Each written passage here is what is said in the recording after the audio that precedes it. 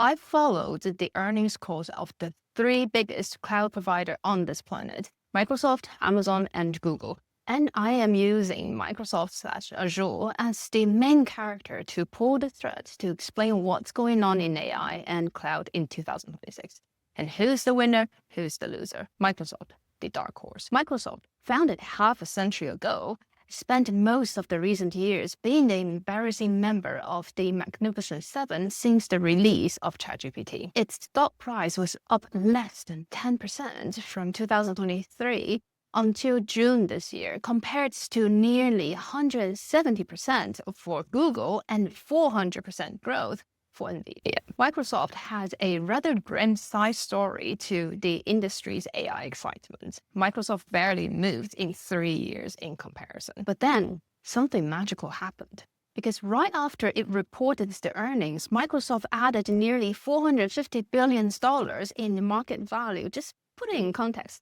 Think it added a Denmark worth GPT in one single day, the largest one-day gain for a single firm ever recorded in history. Before we get to that, Google told investors the exact same story as Microsoft did. However, for some reason, no one bought it, and Google's share plummeted for 11%.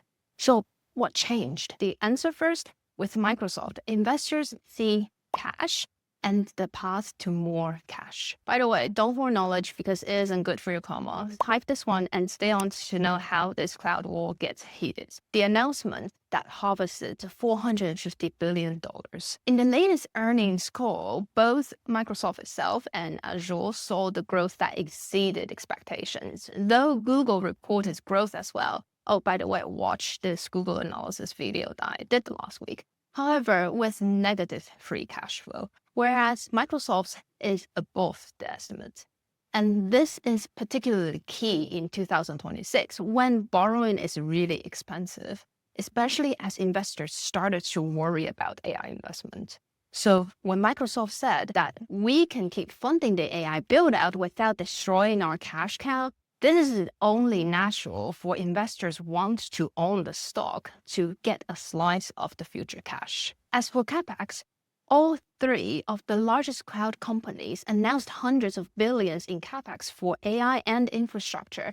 However, investors see a clear path to cash for Microsoft and Amazon, but not for Google. Again, to know more about Google's earnings, watch this one. But knowing the free cash flow and CapEx only scratches the surface of this story. To truly understand the cloud and AI business, I'm here to tell you a little history about Microsoft and its half-a-century-old software companies and its unbeatable sales machine. How Microsoft won the office. If Google owns the internet, Amazon has the cloud, then Microsoft wins every meeting about which software the office is allowed to buy. That sounds less glamorous because it is less glamorous, which is very true for Microsoft. If each of the Magnificent Seven has one superpower in its IT hero film, winning big enterprise license deals is Microsoft's superpower. For a normal 9-to-5 worker, that office means Excel, Teams, and Outlook that you probably used all of them. But for enterprise IT and CIOs, it includes the place where their files live, their data storage, and most importantly,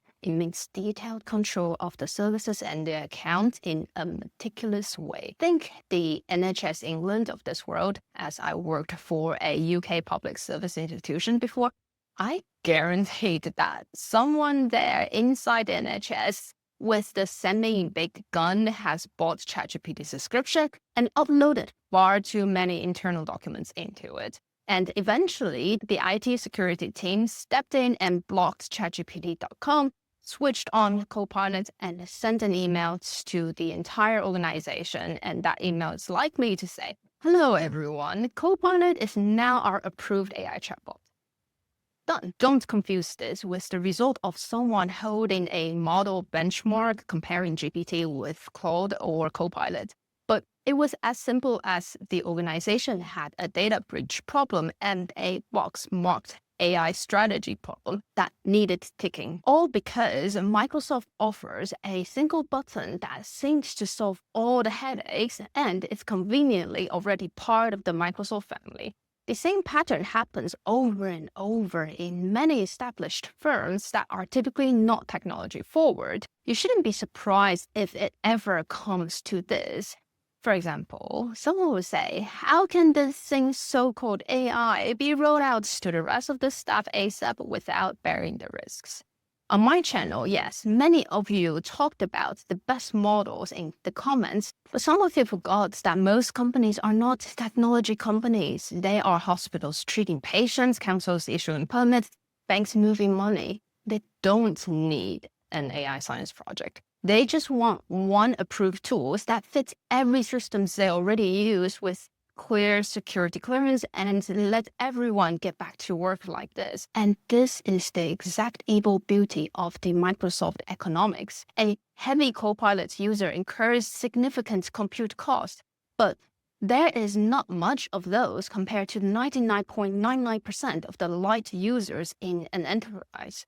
Microsoft has access to a particularly wonderful type of customers, because the majority of the, for example, NHS staff might ask Copilots to summarize one meeting and deciding that summary is shit and move on with their lives. The AI license renews just business as usual, something the likes of Anthropic and OpenAI can only dream of that would never achieve in their lifetime. As of this earnings call, Copilot has more than 30 million of paid seats. To put this in context, with NHS England alone, Copilot is being rolled out across roughly 500,000 seats. If you thought that it took ChatGPT to onboard 1 million users in 5 days was impressive, the fact is that was nothing, because Microsoft has onboarded 500,000 users to Copilot in a single click.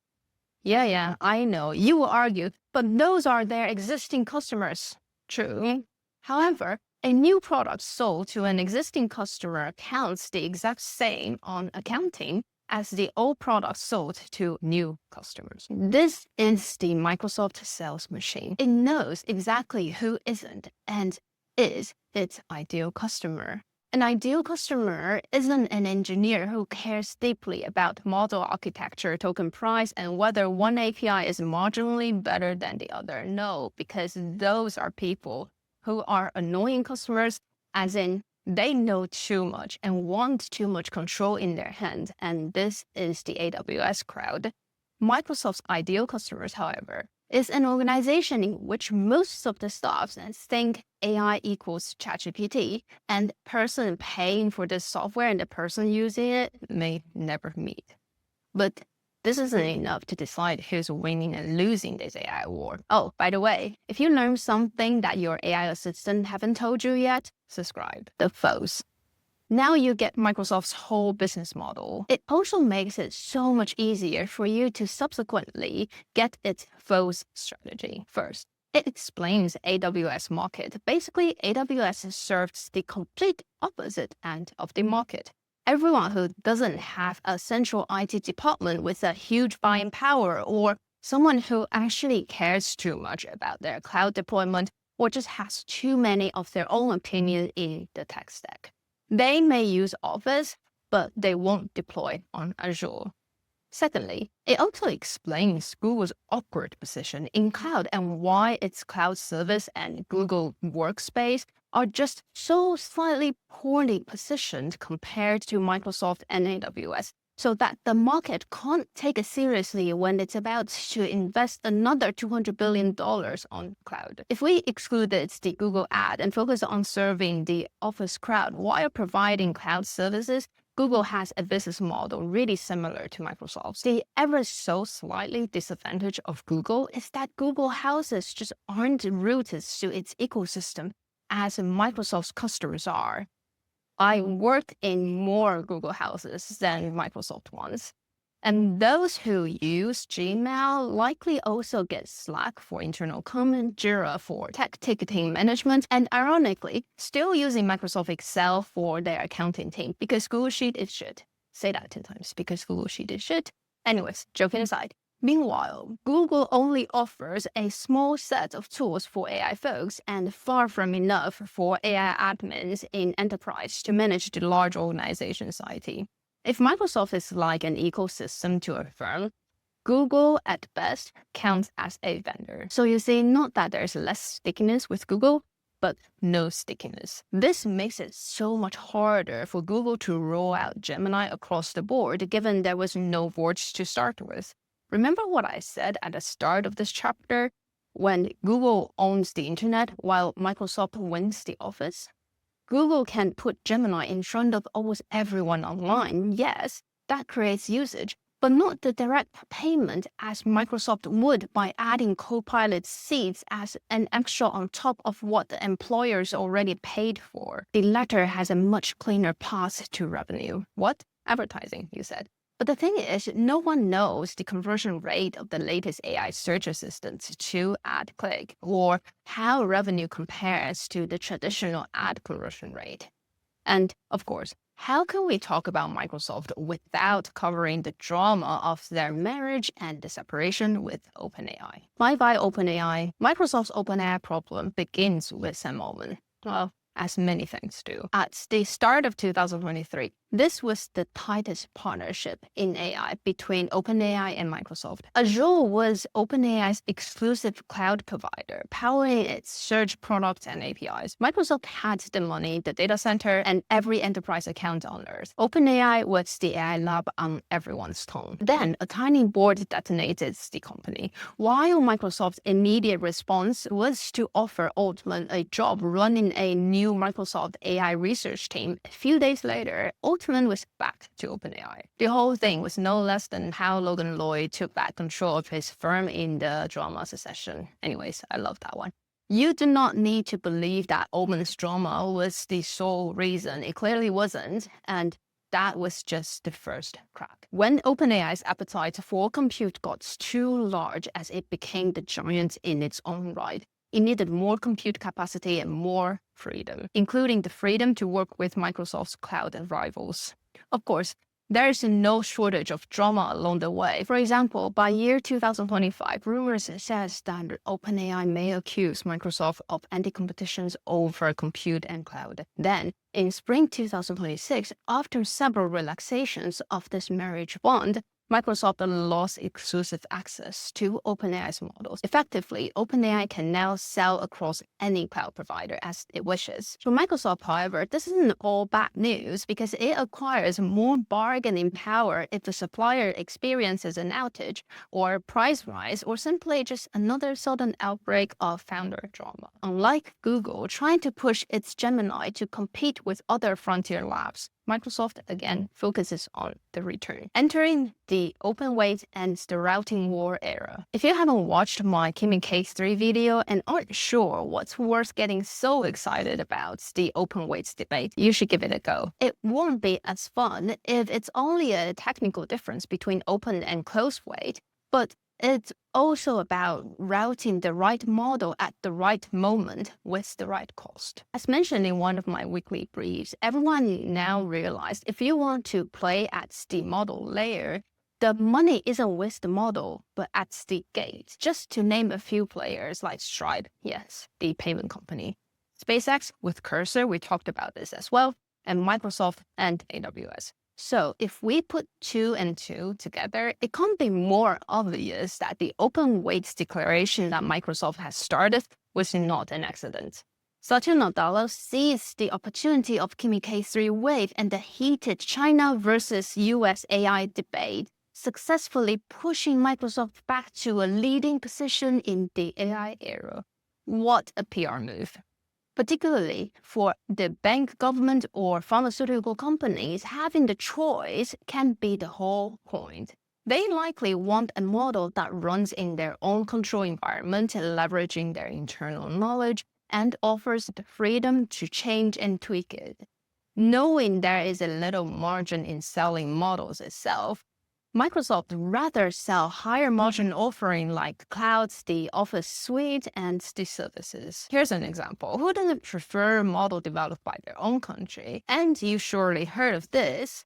US innovates, EU regulates. So you know that Europeans love their regulation. Therefore, to fully onboard EU customers, Microsoft brings the French model Mistral into Microsoft's sovereign cloud with customers controlled and disconnected environments as they wish. So if you are a European minister or bank or union, now you have a French model running in environments that we control, rather than, we have to send the minister's knowledge to an evil American model.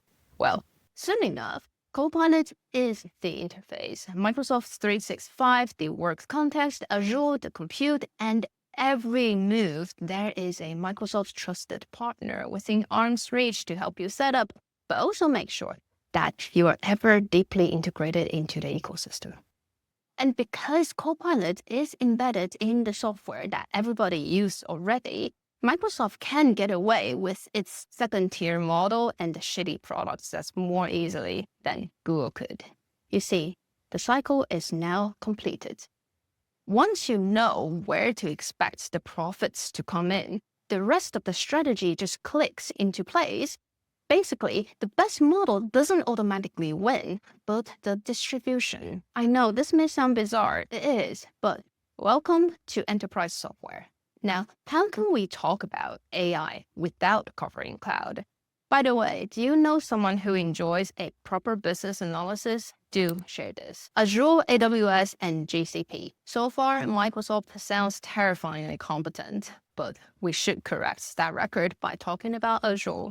If I have only one line to tell you the difference between Azure and AWS, the two world's biggest cloud platforms, AWS is a cloud platform wrapped in a sales organization, whereas Azure is a sales organization wrapped in a cloud platform.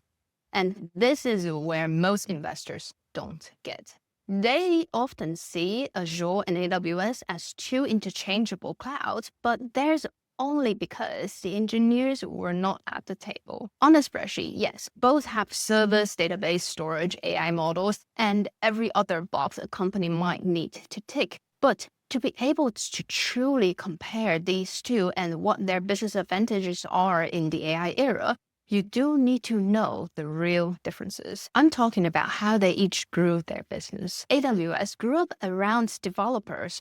A small engineering team can open an account, build something automated, and grow without first having to be introduced to a partner consultancy. Its services tend to feel like building materials, just think Legos. Engineers can combine them in any way they want. Azure, however, grew up around Microsoft's corporate relationships, starting with an account manager. So it's natural for customers to already have Microsoft's identity contracts and a reseller somewhere in their building. It typically serves a giant organization that wants control rather than a group of engineers who are so passionate about the bloody database to connect. And that's also where the frustration comes from, because Microsoft has a huge ecosystem of consultancies and integration partners that turns the mess into project and the project into a barely functioning mess. The customer pays Microsoft and the partners and becomes even less likely to move away because nobody wants to repeat the migration, and you just need more consultants if you are ever tempted to start a migration. Regardless, AWS and Microsoft entered the AI era with a route to customers that they already own. However, Google Cloud Platform's route is more awkward. Google Cloud usually enters a company through one team with one specific platform. So for example, the most well-known one by the data people is that they want BigQuery, so they have it. But this creates a pipeline problem for Google. The data team can choose BigQuery without the rest of the company choosing Google. So Google still have this battle to fight to turn one department's technology decision to the whole company's default cloud provider. Now you finally have some understanding of the landscape. So the final question here is really which cloud company will win or lose in the AI era? The war room. The biggest question mark today is really, can AI improve productivity and the return on investment? Yes, I know that AI saves us from headache of thinking, but this isn't the same as seeing a better margin. Here I want to cover what if AI works out to become the century's productivity machine, or if the whole AI endeavor is merely a joke. Scenario 1. What if AI works? By the way, the term works here doesn't mean artificial general intelligence or robots taking over the world. It only needs to mean that companies find enough recurring useful work that they keep paying for the software and the infrastructure. In that world, Microsoft is in an absurdly strong position. It doesn't even need Copilot to be the smartest AI in any benchmark. Because as long as Copilot is useful enough inside Outlook, Teams, Docs, and Excel, that's enough to continue charging for the seats. AWS also wins, but somewhere different in the stack. That company building AI products still needs all the ordinary cloud machines around the model, and AWS already has the biggest base of those engineering workloads. Its model-neutral approach also looks sensible in a world where the best model changes every few months. However, with Google, yes, it can absolutely win as the king of ads. However, GCP's path is much harder to justify compared to Amazon or Microsoft. Google is spending heavily to build an AI cloud while trying to figure out how AI is changing the search advertising machines that used to pay for everything. Combined with the cash flow and the capex differences I mentioned earlier, Microsoft's like saying, we're adding AI to software that your employers already buy, whereas Google is like, we're still betting everything on hoping a return in 3 years' time. So it's not a surprise that investors gave both Amazon and Microsoft the vote of confidence, while not so much with Google. If AI works, neither Microsoft or Amazon needs to win the model warfare. They only need to sit tight on the sideline, have a cuppa, puts the winner inside their cloud, and business as usual. What if AI doesn't work? Now, I want to assume the less favorable outcome, because not everyone believes AI can deliver a significant productivity gains. Just there is no solid proof from everywhere I see. If you've been following my work since last year, you know exactly what I meant.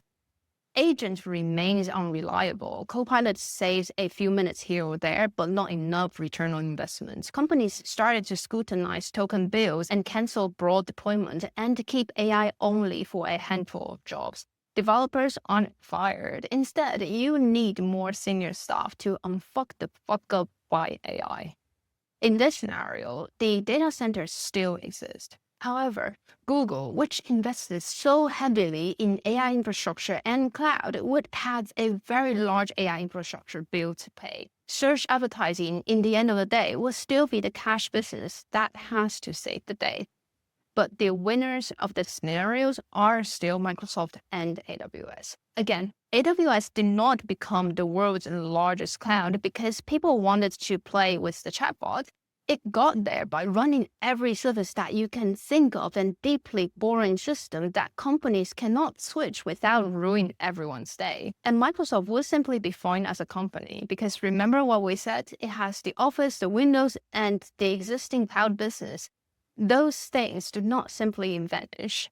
But of course, only the beautiful Copilot economics becomes less beautiful. The principle is that basically if the workloads were there before AI, they will remain even if generative AI disappoints. After all, Microsoft isn't known for its AI, but its perpetual sales machine. AI is just the latest item in a long product list. Now, enjoy my work this week. Please do subscribe. And if you need more context, watch this one next.